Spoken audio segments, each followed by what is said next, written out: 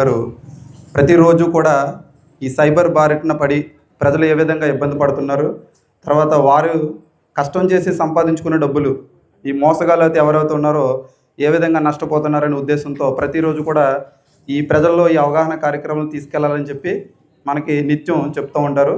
ఆ భాగంలోనే మన police station నుంచి కానీ మన సబ్ డివిజన్ నుంచి కానీ ఎప్పుడు కూడా నిరంతరం ఈ యొక్క కార్యక్రమాలు జరుగుతున్నాయి. దాంట్లో భాగంగా ఇప్పుడు నేను మీ అందరికి కూడా సైబర్ గురించి, ఈ సైబర్ మోసాలు ఏ విధంగా జరుగుతున్నాయి, వాటి పట్ల మనం ఎలాంటి జాగ్రత్త కలిగి ఉండాలి, వాటి నుండి మనం ఏ విధంగా బయటపడాలని చెప్పేసి మీకు చెప్తానండి. ముందుగా ఏంటంటే, ఎప్పుడైనా సరే ఒక వ్యక్తి మనతో మాట్లాడుతున్నాడంటే ముందుగా మన ఇన్ఫర్మేషన్ తెలుసుకునే ఈ సైబర్ మోసగాళ్ళని వెళ్ళి మన వెంట పడతారు.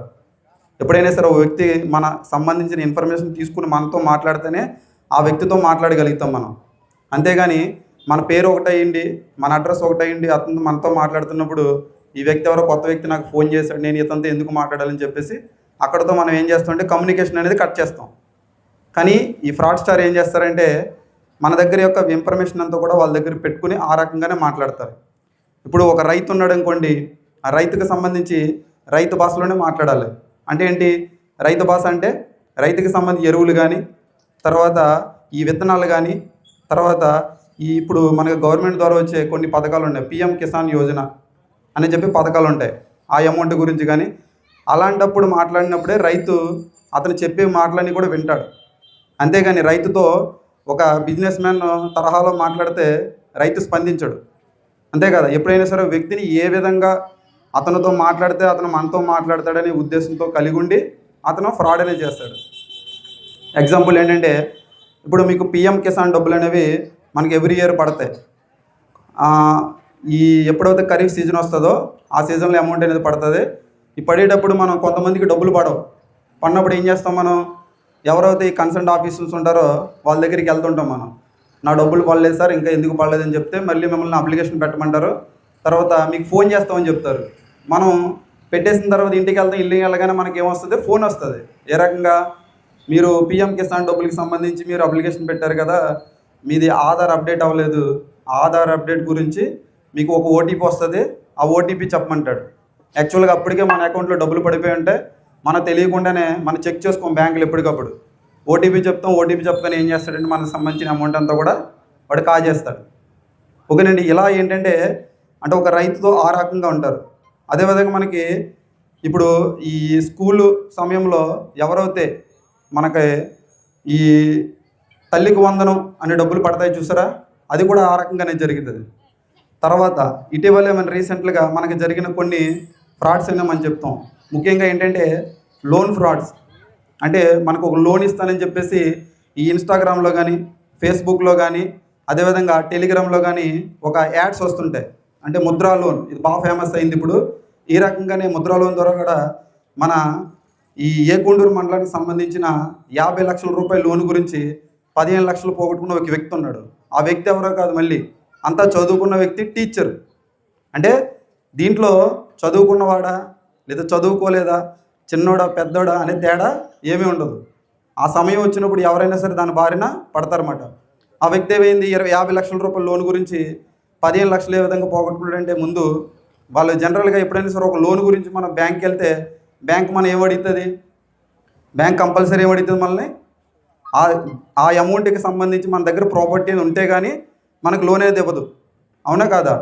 తర్వాత ఆ లోన్ ఇచ్చేటప్పుడు కూడా వెంటనే ఇస్తారా, వెంటనే ఇవ్వరు. ఒక వారం రోజులు తిప్పిస్తారు. అదే ఒక మారువడి షాప్కి, అంటే బంగారం తాకట్టే వ్యక్తి దగ్గరికి వెళ్ళామనుకోండి, ఆ వ్యక్తి మనకి వెంటనే డబ్బులు ఇస్తాడా, వస్తువు పెట్టుకున్న తర్వాతే, అది చెక్ చేసిన తర్వాతే డబ్బులు ఇస్తాడు. ఇలాగా మనం ఏంటంటే ఈ లోన్ ప్రాసెసింగ్ అనే పద్ధతిలో ఎక్కడికి వెళ్ళినా సరే ఎక్కువ టైం పడుతుంది, మనకి డబ్బులు రావడానికి టైం పడుతుంది, మనకి ఎమర్జెన్సీ ఉంటుంది అనే ఉద్దేశంతో ఏం చేస్తాం, మన ఎవరైతే తోటి వ్యక్తులు ఉంటారో వాళ్ళ దగ్గర కూడా అప్పు చేస్తాం. వాళ్ళు కూడా ఏదో ఒకటి ఉంటేనే ఇస్తారు. కానీ ఆన్లైన్లో ఏ రకంగా ఉంటుందంటే, మీ దగ్గర ఎటువంటి డాక్యుమెంట్స్ తీసుకోము, జస్ట్ మీ డీటెయిల్స్ ఇస్తే సరిపోద్ది అని చెప్పేసి వాళ్ళు ఏం చేస్తారు, మనకు ఒక ఎర వేస్తారన్నమాట. అంటే తెలియకుండానే మన సమయం వృధా కాకుండా ఉండాలనే ఉద్దేశంతో వాళ్ళు మనల్ని వాళ్ళ వైపు మళ్ళిస్తారు. అప్పుడు ఏం చేస్తాం, మనకు సంబంధించిన డీటెయిల్స్ ఇస్తాం. దాంట్లో ఏం చెప్తాడంటే, ఫస్ట్లో మీరు అప్లికేషన్ ఫీజు ఉంటుంది సార్, దానికి అమౌంట్ కట్టాలని చెప్తాడు. అలాగా ఆ వ్యక్తిని అడగగానే ఒక 15,000 రూపాయలు అమౌంట్ చేశాడు అతను.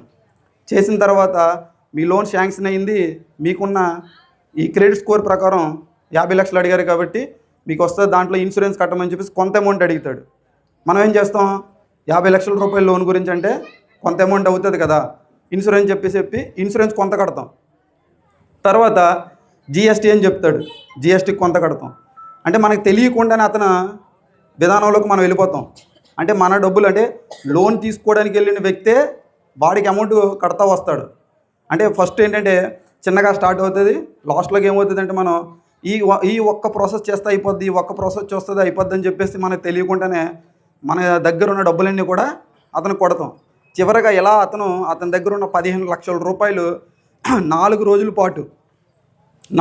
పాటు కంటిన్యూస్గా అతనితో మాట్లాడుతూ బ్యాంకులకు వెళ్ళి డబ్బులు డిపాజిట్ చేసి, ఒక బ్యాంక్ ఎంప్లాయ్ ఎవరైతే మేనేజర్ గారు ఉన్నారో ఆయన చెప్పినా వినకుండా, ఇది ఫ్రాడ్ అని చెప్పినా సరే అప్పటికి కూడా వినకుండా అతనికి దగ్గరున్న ఏదైతే బంగారం తాకట్టు పెట్టి తెచ్చిన డబ్బులు అనేవి 15 లక్షల రూపాయలు ఆ ఫ్రాడ్ స్టార్ ఎవరైతే ఉన్నాడో అతనికి కొట్టాడు. ఆ తర్వాత తెలిసింది అతనికి నేను మోసపోయానని చెప్పేసి. తర్వాత మన దగ్గరికి రావడం జరిగింది విజయవాడ కమిషనరేట్లో.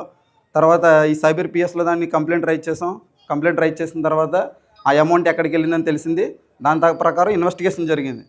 అంటే ఏంటి, మన యొక్క ఆశని ఎరగా చేసుకుని మనకు తెలియకుండానే ఎవరైతే ఈ ఫ్రాడ్ స్టార్ ఉంటారో డబ్బులు అనేవి ఆ రకంగా కాజేస్తారన్నమాట.